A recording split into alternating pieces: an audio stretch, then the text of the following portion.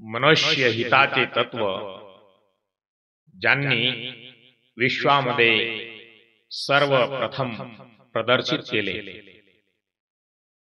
न्याय, समता, बंधुत्व, करुणा, प्रज्ञा आणि शील या तत्वांवर आधारित ज्यांनी जगाला अनमोल असा धम्म दिला, असे महाकारुणिक अहरत सम्यक संबुद्ध यांना मी त्रिवार अभिवादन करतो. महाकारुणिक अहरत सम्यक संबुद्धांचा महान त्यागी, पावन पवित्र तथागतांचा पूजनीय भिक्खू संघ, भिक्खू संघाला सुद्धा मी त्रिवार अभिवादन करतो. ज्यांच्या महान त्यागाने आम्हाला माणूसपण प्राप्त झाले, असे आमचे प्राणप्रिय परमपूजनीय बोधिसत्व डॉक्टर बाबासाहेब आंबेडकर यांना सुद्धा मी त्रिवार अभिवादन करतो. या मंगल समयी या धम्मदेशनेमध्ये उपस्थित असलेले माझे आदरणीय श्रद्धा संपन्न धम्मिक उपासक, धम्मिक उपासिका, धम्मिक बालक आणि धम्मिक बालिका या सर्वांना मी माझी मंगल मैत्री प्रदान करतो. आजच्या या धम्मदिशनेमध्ये तथागतांनी विश्वाला दिलेल्या अनमोल देणगीमध्ये प्रज्ञा, शील आणि करुणा या विषयाला अनुसरून आजच्या धम्मदेशनेची सुरुवात करतो. मनुष्याच्या जीवनामध्ये अनेक घडामोडी घडत असतात. जो बुद्धिवान मानला जातो त्याला सामाजिक व्यवहारात विशेष स्थान असते. पण बुद्धीपेक्षाही एक मोठी शक्ती आहे, ती म्हणजे प्रज्ञा. वरवर पाहता या दोन्ही शब्दांचा अर्थ एकच आहे असे वाटते, पण प्रत्यक्षात ते तसे नाही.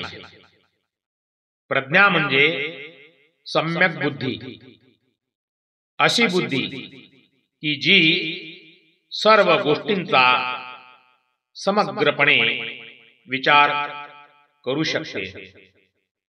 एवढेच नाही तर ती सर्व गोष्टींकडे समदृष्टीने पाहते. नेहमीच जी बुद्धी आहे ती एकांगी किंवा एकारलेली असू शकते. तिला अमुक एका विषयाचे चटकन आकलन होऊ शकते, पण तो विषय ज्या व्यापक समष्टीमध्ये समावलेला आहे त्याचे आकलन प्रज्ञाच करू शकते. बुद्धी तीव्र असते, पण प्रज्ञा विशाल. बुद्धीमुळे ज्ञान प्राप्त होते, तर प्रज्ञेमुळे सुज्ञता येते. दुसरी गोष्ट अशी की नेहमीच्या बुद्धीला विकार घेरू शकतात. त्या विकारांनी म्हणजे मद, मोह, लोभ, माया, मत्सर अशा अवगुणांनी ती दूषित होऊ शकते. प्रज्ञा मात्र विकारांच्या पलीकडे विकारमुक्त अशी असते. विकार तिला बाधित करू शकत नाही. त्या अर्थाने निर्मल बुद्धी म्हणजे प्रज्ञा. बुद्धी ही चंचल किंवा अस्थिर असू शकते, मात्र प्रज्ञा मात्र स्थिर आणि अचल असते. बुद्धी मानवी मनाला चंचल करते, तर प्रज्ञेमुळे मन स्थिरावते. सर्वात महत्वाचे म्हणजे प्रज्ञा ही कल्याणमयी असते. नेहमीच बुद्धी ही कल्याणकारी असेलच असे नाही. त्या बुद्धीचा वापर दुष्ट, विनाशकारी आणि हिंसक मार्गासाठी होऊ शकतो. मात्र प्रज्ञा सुष्ट, अविनाशी आणि अहिंसक अशीच असते. नेहमीच्या व्यवहारात आपण सहानुभूती हे मूल्य मानतो. दुसऱ्याविषयी सहानुभूती ठेवली तरी पुरे, अशी आपली समजूत असते. याच्याशीच निगडीत भावना म्हणजे दया. पण सहानुभूती किंवा दया यांच्या पलीकडेही एक मूल्य आहे, ते म्हणजे करुणा. आता कोणाच्याही मनात असे येईल की निव्वळ सहानुभूती किंवा दयाभाव पुरेसा नाही का? करुणा कशासाठी हवी? सहानुभूती आणि करुणा यामध्ये काय फरक आहे? यामध्ये असा फरक आहे की करुणेमध्ये कृती ही सामावलेली असते. सहानुभूती किंवा दया या मनात येणाऱ्या भावना आहेत, पण करुणा त्या भावनांचे रूपांतर सेवेमध्ये करते. दुखितांची किंवा पीडितांची जर प्रत्यक्ष सेवा केली तर ती करुणा. नुसती मनात दयेची भावना आली एवढे पुरेसे नाही, तर त्या भावनेला अनुसरून सेवेची कृतीही व्हायला पाहिजे. तशी कृती झाली तरच दुःख किंवा वेदना दूर होऊ शकतात. म्हणून सहानुभूती व दयेपेक्षा करुणा मोठी आहे. दैनंदिन व्यवहारात आपण चारित्र्य हे मूल्य मानतो. माणसाचे चारित्र्य स्वच्छ असले पाहिजे अशी आपली इच्छा असते. सार्वजनिक जीवनातल्या व्यक्तींचे तर ते असायलाच हवे अशी अपेक्षा असते. पण चारित्र्याहूनही मोठे असे मूल्य आहे, ते म्हणजे शील. चारित्र्य आणि शील यामध्ये काय फरक आहे? चारित्र्य हा अंगभूत गुण आहे, पण शील ही आचरणातून प्रत्यक्षरित्या व्यक्त होणारी गोष्ट आहे. त्या अर्थाने तो नुसता गुणधर्म नाही, तर आचार धर्म आहे. आपण प्रत्यक्ष व्यवहारात कसे वागतो यावरून आपले शील काय आहे ते दिसते. चारित्र्य ही अकर्मक गोष्ट आहे. स्वच्छ शुद्ध चारित्र्य हे कृतीप्रवण गोष्ट असते असे नाही. शीलाचे मात्र तसे नाही. शील ही कृतीतून दिसणारी आणि कृतीला प्रवृत्त करणारी गोष्ट आहे. त्यात वृत्ती आहे, तसेच प्रवृत्तीही आहे. चारित्र्यवान मनुष्य हा कोणतीही कृती न करता चारित्र्यवान राहू शकतो. पण शीलवान मनुष्य हा कृतीवीर असतोच, कारण शीलाची कसोटी ही कृतीतूनच लाभत असते. अशा तऱ्हेने प्रज्ञा, शील आणि करुणा ह्या गोष्टी बुद्धी, सहानुभूती व चारित्र्य यांच्यापेक्षा श्रेष्ठ आणि त्यांच्याही पलीकडे जाणाऱ्या आहेत. प्रज्ञा बुद्धीपेक्षा विशाल आहे, पण निव्वळ प्रज्ञा असूनही उपयोग नाही. तिला करुणेची जोड असली पाहिजे. तसेच निव्वळ प्रज्ञा व करुणा असून भागणार नाही, तर ती व्यक्ती शीलवंत असली पाहिजे आणि शीलयुक्त कृती करणे हा तिचा आचार धर्म असला पाहिजे. आपल्या व्यक्तिगत आणि सार्वजनिक जीवनामध्ये प्रज्ञा, शील आणि करुणा यांचा संगम असला पाहिजे. महाकारुणिक अहरत सम्यक संबुद्धांनी मनुष्याच्या सर्व हितासाठी प्रज्ञा, शील आणि करुणा या तिन्ही गोष्टीला विस्तारित रूपातून आपल्या धम्मदेशनेच्या द्वारे सांगितलेले आहे. बौद्ध ग्रंथामध्ये त्रिपिटक महान आहे.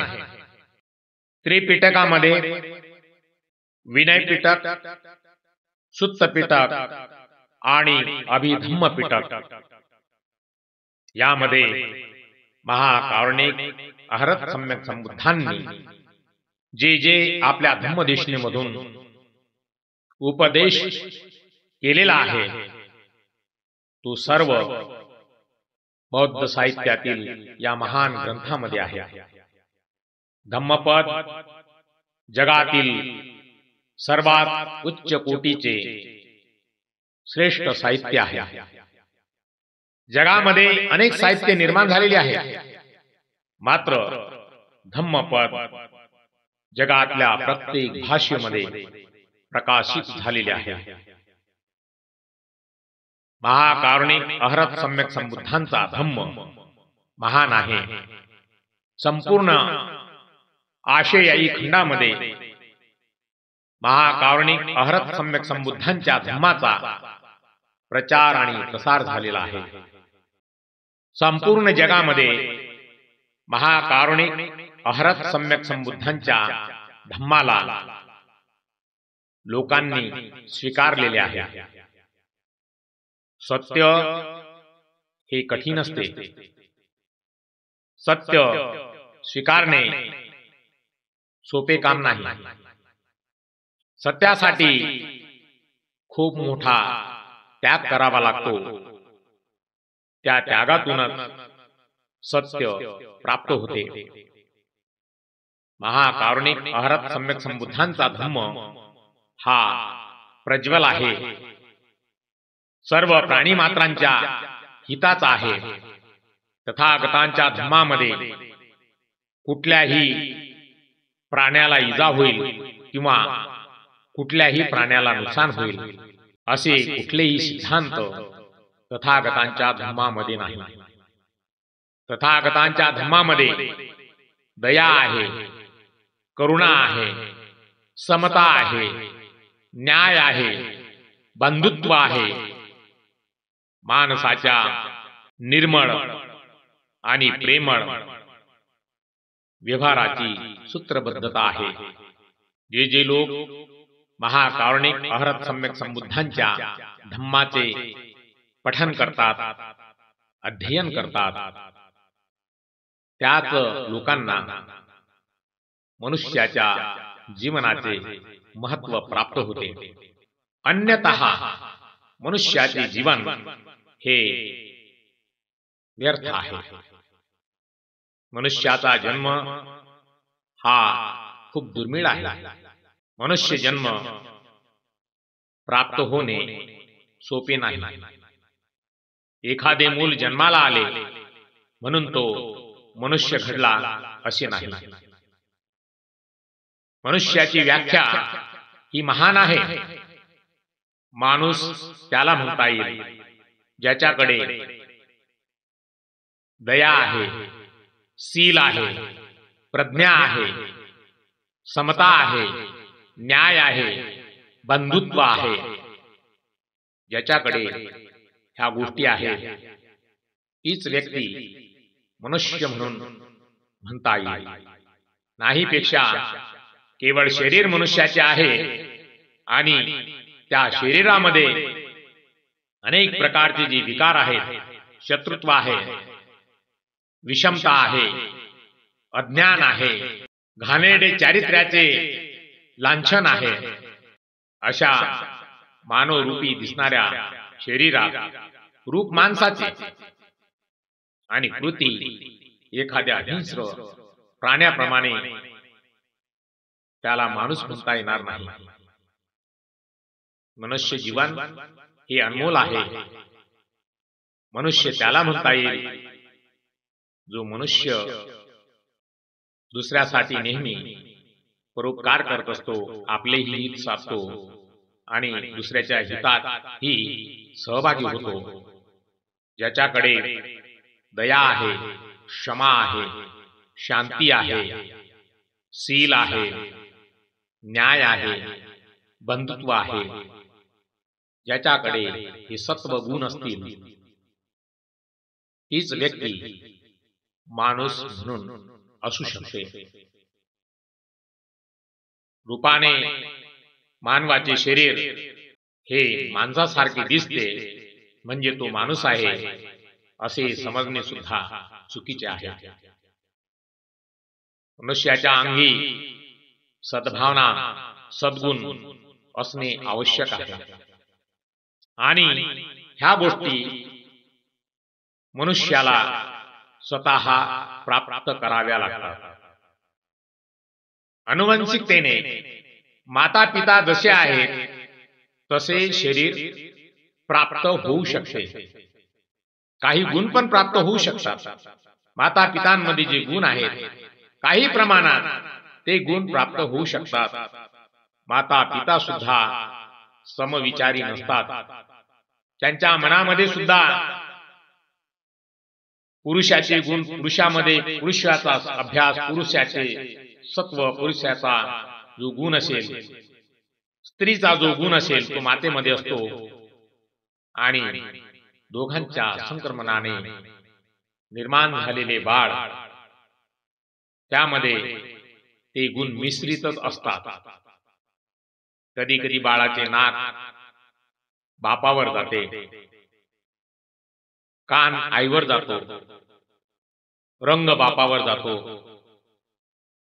विभिन्न शरीराचे जे अवयव आहेत त्या अवयवांमध्ये काही मातेच्या रूपावर जातात तर काही पित्याच्या रूपावर जातात. राहिला ज्ञानाचा प्रश्न, समज ज्यामध्ये उत्पन्न होते ती पूर्णतः नसते. म्हणून मनुष्य जन्म जरी प्राप्त झाला तरी मात्र ज्ञान हे स्वतःला ग्रहण करावे लागते. संस्कारातून ज्ञान प्राप्त होते. जसे संस्कार असतील तशाच पद्धतीचे ज्ञान होते. जसे जसे त्या बाळावर संस्कार होतील तशा तशा पद्धतीने त्या बाळाची प्रगती होते.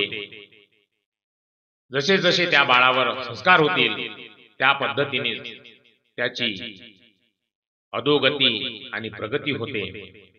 म्हणून मनुष्य जन्म हा महान आहे. नेहमी सत्य मार्गावर चालून सत्य काय आहे, बहुहिताचा मार्ग याचा अभ्यास माणसाने केला पाहिजे.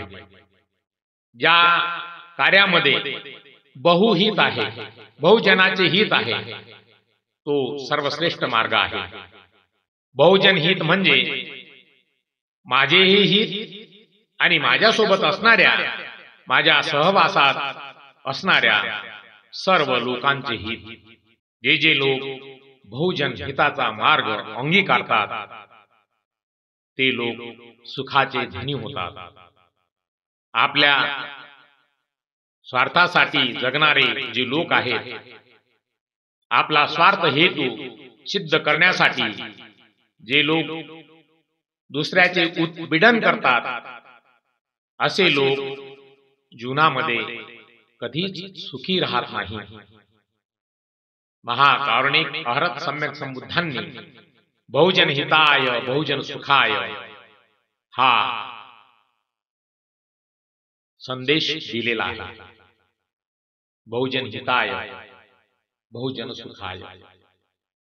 बहुजन म्हणजे सर्व जे लोक आहेत त्या सर्व लोकांच्या हिताचे कार्य असले पाहिजे.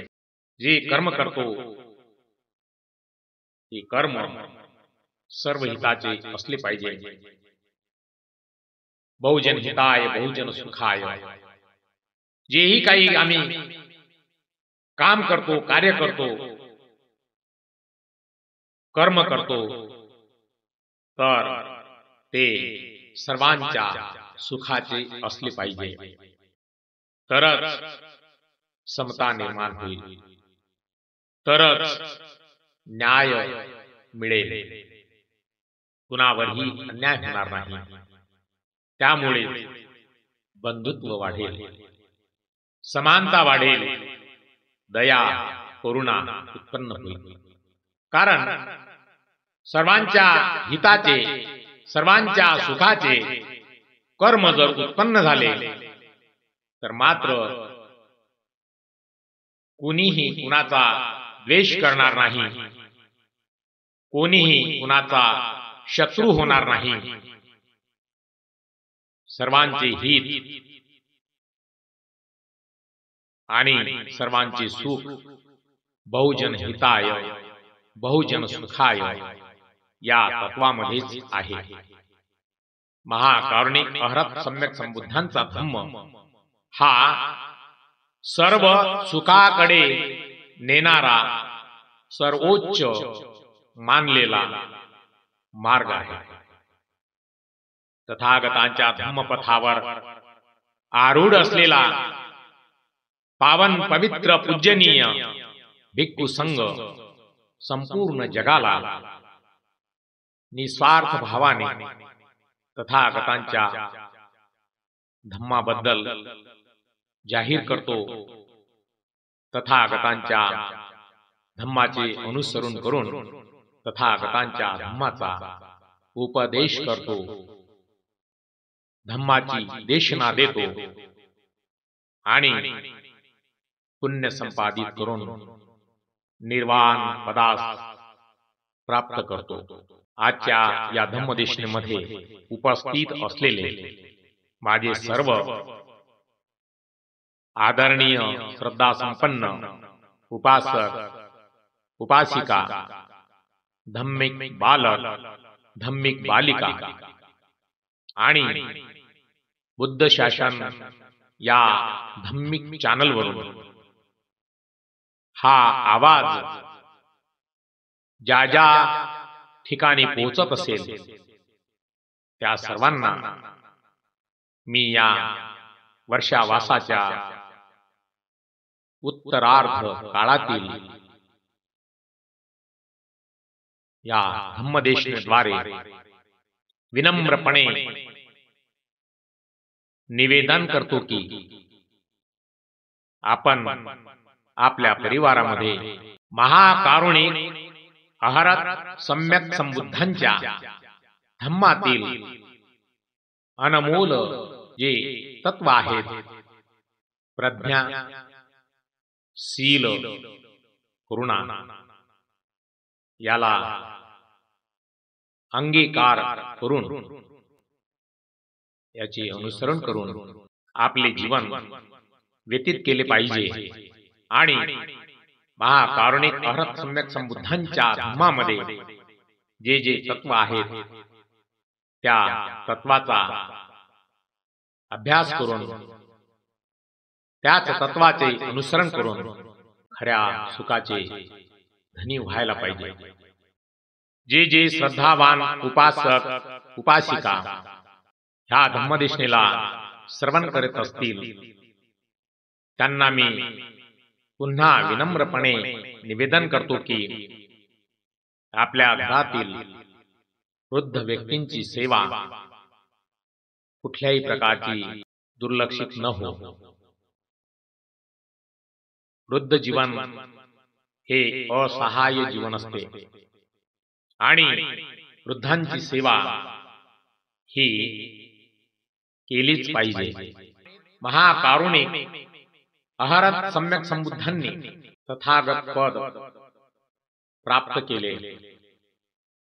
तथागतांनी आपल्या संपूर्ण जीवनामध्ये क्षमा आणि करुणा या गोष्टीला जास्त महत्त्व दिले. तथागत म्हणतात दुसऱ्याला क्षमा करणे हे सुद्धा एक पुण्य आहे. आपल्या घरामध्ये असणारे वृद्ध व्यक्ती, वयानुसार मृत्यूच्या समीप जाणारे जे म्हातारे लोक असतात त्यांची बुद्धी काम करत नाही, ती चिडचिड करतात. त्या बुद्धीला अति तीव्रता येते, बुद्धीमध्ये स्थिरता नसते आणि ती अति तीव्र झालेली बुद्धी प्रत्येक गोष्टीचा प्रतिकार करण्याचा प्रयत्न करते. कुणी कधी चांगले जरी बोलले तरी ती वाईटाकडे सुद्धा वळू शकते आणि कुठल्याही वृद्ध व्यक्तीचा तिरस्कार करू नये, त्यांची सेवा करावी. बुद्धी प्रामाण्यवाद जीवनभर मनुष्य सर्व काही करतो, पण म्हातारपणी तो असहाय्य होतो. प्रत्येक गोष्टीने शरीर हे वृद्धापकाळामध्ये खिळखिळी झालेले असते. प्रत्येक इंद्रिय शिथिल झालेले असते. नेत्र आहेत, डोळे आहेत, त्यातून दृष्टी ही अंधुक होते. दात आहेत, दात सुद्धा नष्ट होतात आणि हिरड्यांवरच मनुष्य आपले जे भोजन आहे ते कसे तरी खातो. जीवा आहे, जीभ आहे, त्यामध्ये लाडू उत्पत्तीचे जे प्रमाण आहे ते कमी होते. त्यामुळे प्रत्येक गोष्ट चवदार लागत नाही. हातामध्ये बोटामध्ये कंपन सुरू होते, कारण त्यामध्ये रक्ताभिसरण व्यवस्थित होत नाही. शरीरावरती असणारी त्वचा आणि मांस हे हाडाला चिटकून जाते. मेदाचे प्रमाण कमी होते, चरबीचे प्रमाण कमी होते. अशा वेळी मनुष्याची स्थिती ही गंभीर असते आणि अशा गंभीर अवस्थेमध्ये त्या व्यक्तीची सेवा करताना कुठल्याही प्रकारचा मनामध्ये द्वेष आणता कामा नये. कारण ज्यावेळी मनुष्याच्या शरीरामध्ये शक्ती असते, बल असते, तोपर्यंत तो आपले स्वतःचे काम स्वतः करू शकतो. वृद्धापकाळात मात्र प्रत्येक व्यक्तीला आपले स्वतःचे कार्य स्वतः करता येत नाही. ही पुण्य सर्वांना प्राप्त होत नाही. वृद्धांची सेवा महाकारुणिक अहरत सम्यक संबुद्धांनी महान पुण्याचा एक भाग सांगितलेला आहे. अहरत सम्यक संबुद्धांनी सुद्धा रोग्यांची सेवा केली, रोगी भिक्खूंची सेवा केली. त्यांनी तिरस्कार केलेला नाही. एक भिक्खू एका कुटीगारामध्ये फार गंभीर अवस्थेत आजारपणामुळे भूमिगत पडलेला होता. तो शौच सुद्धा त्या अंथरुणावरच करत असे आणि त्या शौचामुळे त्याच्या शरीराला दुर्गंध लागलेला होता. अनेक भिक्खू त्या ठिकाणी गेले. त्यांनी बघितले की हा भिक्खू अतिसाराने त्रस्त होऊन गंदकीमध्ये दुर्गंधीमध्ये पडलेला आहे. सर्व भिक्खू आपल्या नाकाला चिवर लावून त्याला गिळून बघतात. त्या दुर्गंधी शरीराला कोणीही स्वच्छ करण्यासाठी पुढे जात नाही. मात्र ही गोष्ट जेव्हा महाकारुणिक अहरत सम्यक संबुद्धांना कळते, तेव्हा तथागत आपले प्रिय शिष्य आनंदला सोबत घेऊन त्या अतिसार पीडित दुर्गंधीत पडलेल्या भिक्षूच्या सेवेसाठी त्या कुटीमध्ये जातात आणि आनंदाला म्हणतात, हे आनंद, पाणी आणा. भिक्खू आनंद पाणी आणतात आणि स्वतः तथागत त्या अतिसार पीडित दुर्गंधीत पडलेल्या त्या भिक्खूची सेवा करतात आणि त्याला स्वच्छ करून, त्याला भोजन आदी व्यवस्थित करून, त्याच्या औषधाची व्यवस्था करून त्या भिक्खूला त्या आजारपणातून मुक्त करतात. महाकारुणिक अहरत सम्यक संबुद्धांनी सुद्धा म्हाताऱ्या, असहाय्य आणि रोगी भिक्खूंची स्वतः सेवा केलेली आहे. तेव्हा हा आदर्श आम्ही मनामध्ये ठेवून घरातील वृद्ध व्यक्तीची सेवा करावी. हे खूप मोठे पुण्याचे काम आहे.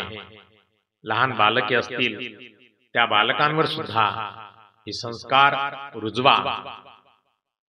कालांतराने आम्ही सुद्धा म्हातारे होणार आहोत आणि आमची ज्यावेळी असहाय्य अवस्था होईल, त्यावेळी आमचीही कोणी सेवा केली पाहिजे, असे संस्कार परिवारामध्ये बालकांवर रुजवा. बालक बघतील, माझ्या आईवडिलांनी माझ्या आजी आजोबांची सेवा केली. हा फार मोठा संस्कार आहे. त्या लहान बाल मनावर हा संस्कार रुजू होईल आणि कालांतराने त्याला सांगण्याची गरज पडणार नाही की मी असहाय्य झालो आहे आणि तू माझी सेवा कर. कारण परिवारातील संस्कारच परिवाराचा उत्कर्ष किंवा परिवाराची सुगती अधोगती त्या संस्कारावर आधारित असते. जसे जसे परिवारामध्ये संस्कार असतील, तशा तशा पद्धतीने त्या परिवाराची उन्नती आणि अधोगती होत असते. त्यामुळे सर्वांना मी विनम्रपणे निवेदन करतो की मनामध्ये क्षमा, शील, शांती, करुणा ठेवूनच आपले आचरण शुद्ध करावे. सर्वांसाठी मी मनपूर्वक मंगल मैत्रीची कामना करतो. सर्वांचे मंगल हो, सर्वांचे कल्याण हो, सर्वांना सुख, शांती, उत्तम स्वास्थ्य आणि दीर्घ आयुष्य प्राप्त हो. जळातील, थळातील आणि गगनातील सर्व दृश्य अदृश्य प्राण्यांवरती महाकारुणिक अहरत सम्यक संबुद्धांच्या मंगल मैत्रीची अनुकंपा हो.